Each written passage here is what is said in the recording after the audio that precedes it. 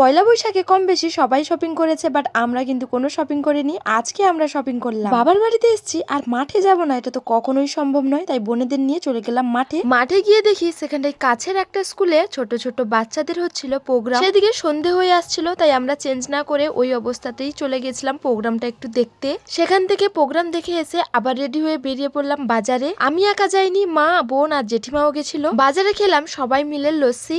এই দোকানটায় লস্যি কিন্তু খুবই ভালো করে, যার কারণে আলাদা কিছু খাই বা না খাই, লস্যি কিন্তু অবশ্যই খেতে হবে। লস্যিকে আমরা সবাই মিলে চলে এলাম বাড়ি। বাজারে কেন গেছিলাম সেটা তো তোমাদের বলাই হয়নি, তো বলবো কেন, তোমাদের দেখাই। আসলে বাজারে আজকে আমরা গেছিলাম একটু কেনাকাটা করতে। কি কি আনলাম চলো এক একটা করে বের করে তোমাদেরকে দেখাই। তো প্রথমেই আমি বের করালাম এই যে একটা ক্রিম ব্রেড, এটা বোনের ছিল। তো চলো এবার দেখাই। এই যে দেখো একটা শর্ট কুর্তি, পুরোটাই সুতির ছিল, গরমের জন্য একদম বেস্ট কুর্তি। তারপরে বের করালাম টপ, একটা নয় দুটো রয়েছে, একটা মধুর একটা ফুচুর। তারপরে দেখি আরো একটা ক্রিম ব্রেড বেরোলো, এটা হলো আর একটা বোনের। তো দুজনের দুটো ছিল। একটা ব্যাগে কি ছিল দেখালাম, এবার চলো দ্বিতীয় ব্যাগে কি কি রয়েছে সেটা একটু দেখাই তোমাদেরকে। তো দ্বিতীয় ব্যাগের মধ্যে প্রথমে আমি বের করেছি দুটো নাইটি। এই নাইটিটার গলার দিকে চৌকো শেপে ছিল, আর এই নাইটিটার ছিল গোল। এই নাইটিগুলো নেওয়া হয়েছে গরমে পরার জন্য।